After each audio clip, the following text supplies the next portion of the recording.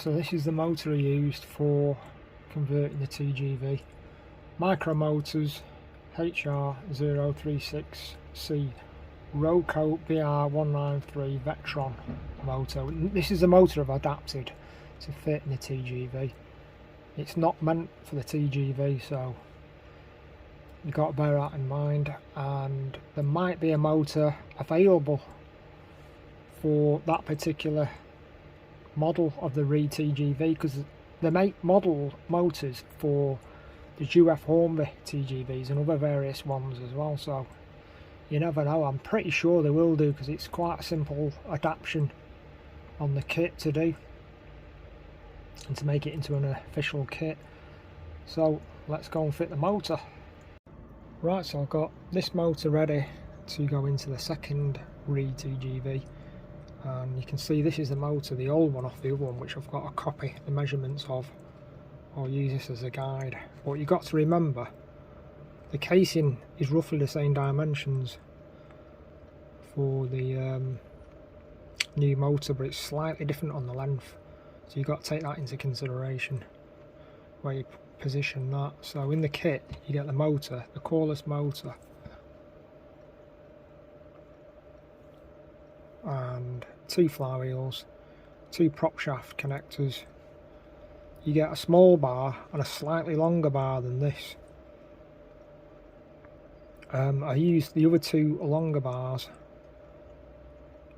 from this kit and the other kit on the other motor, but on this particular fit out I'm doing now, I bought 2 extra bars, which are the correct size B1520 micromotor extension adjustable bar, so you can cut these to the correct length, and when you slot these on, you've got to push them in all the way as far as they go onto that drive shaft. If you don't push them in all the way, they won't be balanced properly. That's what I discovered anyway. And you get 2 cables, which I won't be using. I'll be using the original motor wires off the other motor. So there we go, that's that. Right, so I'm just going to take the body off. First stage, make sure your pantographs are protected so you don't put any unnecessary force on them. When they're in the fully closed position, you should be alright, but you've got to be careful. So what I'm going to do is place plastic shim there. You can use various different credit cards, there's different ways of doing this. I use these glue sticks. That's what I've been using for years and years on models. Quite flexible, easy to hold. You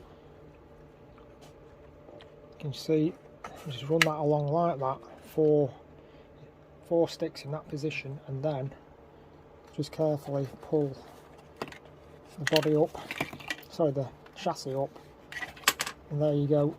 That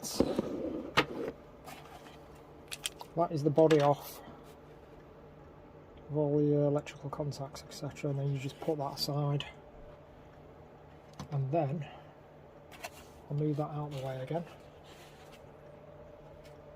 Now I can work on taking that apart, which is the next stage. Next stage is obviously getting the circuit board off to get to the motor.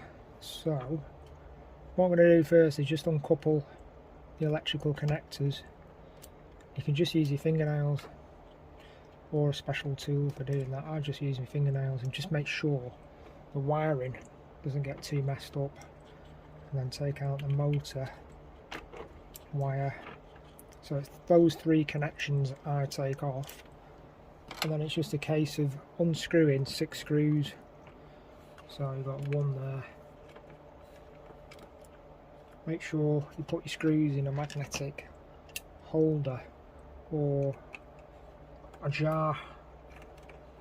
You don't want to lose the screws. So that's 1, 2, 3, 4, 2 for top end here. That's the 5th one. These screws are proper threaded screws that go into a steel body, so chassis, so you want to be careful putting these back making sure they line up properly. So that's the board can then be manipulated and pulled away. You could take these other two connectors off here to take the board off completely out of the way if you wanted to, but I'm not going to do that. But then you get access to the motor there, as you can see there, and then it's just a case moving them wires out of the way. Right, to get the motor out, there's some screws at the top end here which you can take out, which holds the front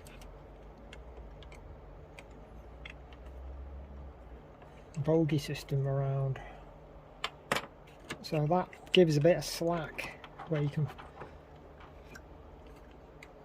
can mess around with that, move it out of it, and then what you do then, you just pick up the motor and it'll just pop out like that. Very, very easy to do.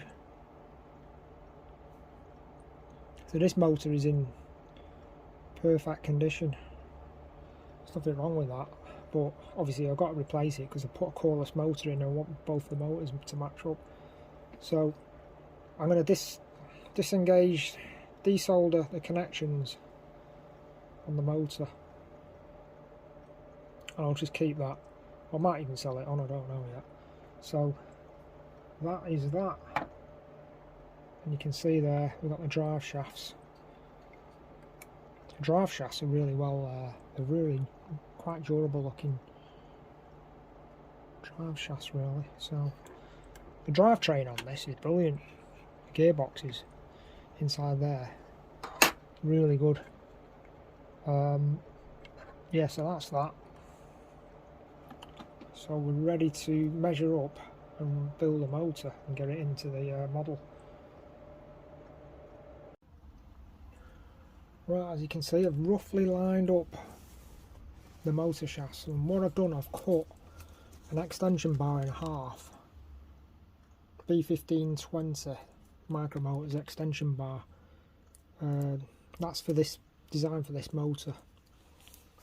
I've cut the shaft in half. Doesn't have to be 100% perfect, as long as it's cut in half, and you tidy up the burrs. I use a fine hacksaw. The hacksaw I use wasn't brilliant, but it did the job.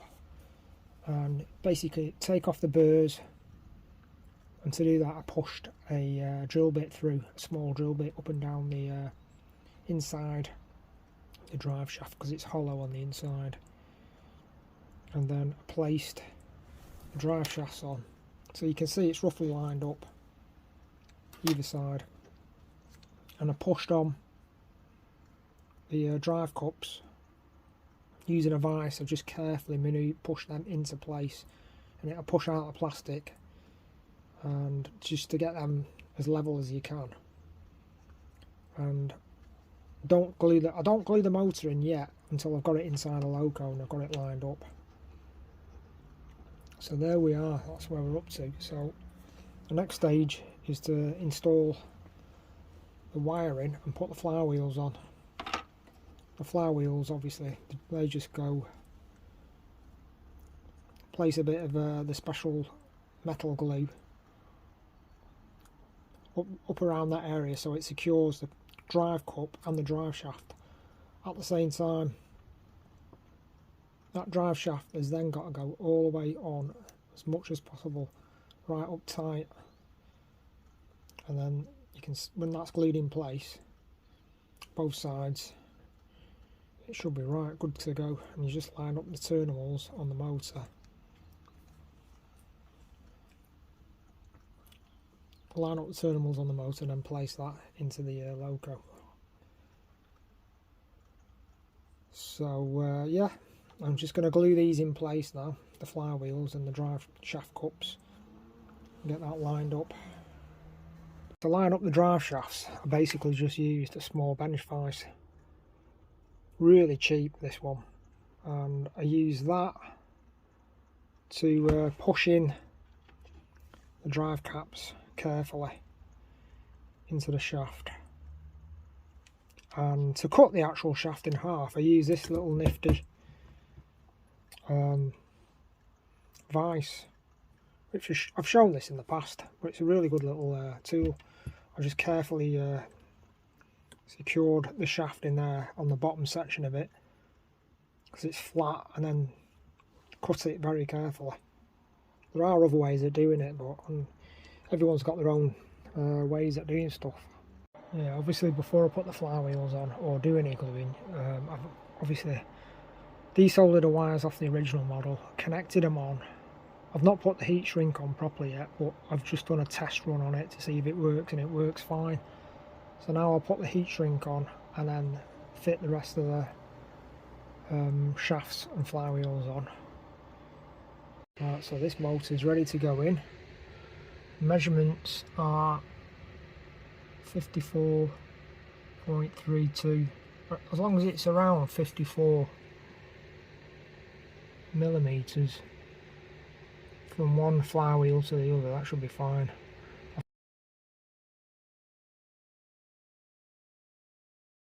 I've cut one of these bars in half and equal distances each end of the new motor, and position the motor inside the casing appropriately so it fits in nicely inside the train, which I'm going to do now. I'm just going to slide it in. One thing you've got to make sure is to reconnect the wires for the motor with the correct polarity of how they came off this motor, which is very important. If you wire the motor the wrong way around, the lighting won't work on it properly, because it's got a dedicated lighting board which instructs the chip what to do, what the train needs to do when it's in operation with the interior lightings and the cab lightings. If you wire the motor up the wrong way around, it won't work right. Also, just make sure the flywheels are flush to the ends of the prop shaft connectors. And to glue the bars, not on the shafts, when you're gluing the bars on these motors, put the glue inside the shaft there and slide the shaft onto the other drive shaft coming out of the motor. Otherwise, you don't want glue, the special glue, going everywhere on these motors, just in case it fouls anywhere. So that is going to go into the motor, into the chassis now.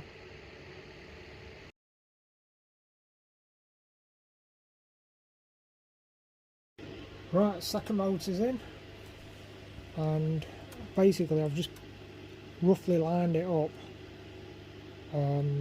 secure the drive chassis at each end, then I glued the flywheels tight up against the prop shaft adapters at each end, did a test run on it and it's running smooth. Glued the motor into the casing by dropping some industrial super glue through the hole on the top, and then I've put like a piece of heat shrink just to give it a bit more grip when I put the PCB on top, when it sort of mounts in. But these motors just drop in, there's nothing holding them in them at all other than the PCB clamping down on top of it. So they're very easy to change, the motors on here. So yeah, it looks all balanced, and I'm going to just reassemble that top PCB and just give it a fly over, just speed it up a bit. Right, so these are all 100% synchronized. I've had to remap the lighting for the cabs. The head and tail lights were different because I think I wired up the motors incorrectly on unit A.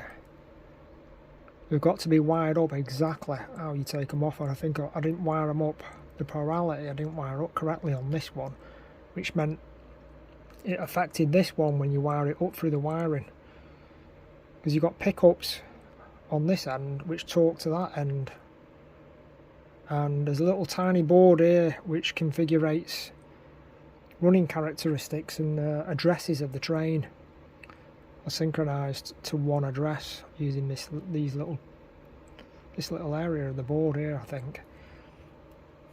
But anyway, I've remapped the mapping on function mapping for the cab lights at one end, because I've got one end working right, I couldn't get the other end working right at all. So if anyone's doing that, you've got to take note.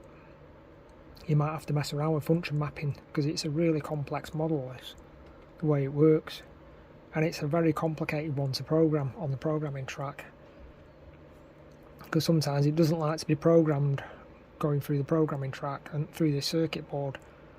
So a couple of occasions I've had to take the chip out and put it into the chip decoder tester for it to program certain things, or it takes a long time to program if you're going through the board, through the programming track, etc. But anyway, you've just got to make sure all the cabling's tidy going around the motor flywheel area around here. Make sure that's nice. Make sure all the connections are back, screws are back, everything looks good. And yeah, just going to put the bodies back on now. And you can notice there is extra wires on drive car A. There's extra wires compared to drive car B. But anyway, let's get it on the track. Well, I finally got the REE TGV with 2 Coreless motors synchronized. This has been such a horrendous model to work on. It's been really, really awkward because of the way the electronics are laid out on the train. When you put the chips in, you try and synchronize the chips, and the motors was just, even the Coreless motors, I just could not get them to run in synchronization at the same speed. One was slightly out, and you default set everything on the same motors, and it was just, like I say, derailing. It's just been such a soul destroying project, this. But so what I've had to do is program each loco just in pure DCC, nothing else, and keep it as simple as possible, and individually just disconnect each loco and then run them together on 2 different lines in tandem, and then just try and tailor the speeds, and then reconnect all the coaches, the trailing coach, and then put them on the same address. And up to now, touch wood, it seems to be working. Just doing test runs now. At the end of a long day today, it's not derailing anymore. At last, I've just got to hopefully just do all these test runs, rebuild, put all the casings back on, but reconfigure the sound files for it and all the adjustments for it, because I put everything on default. I reloaded all the sound files and put everything back to default Coreless settings, and then individually tailored, like I said, individually tailored each loco, because one was slightly out. I just cannot work it out, but there's electronics, there's something on the board that interferes with the chip, and it's just the way the electronics are on this train. But I'm glad I've got it going now anyway. It seems to be okay.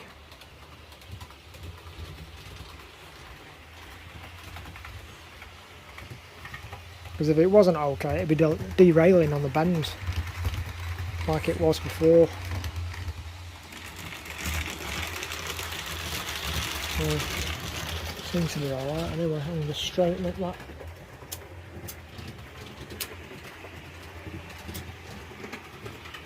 With a bit more speed, I think.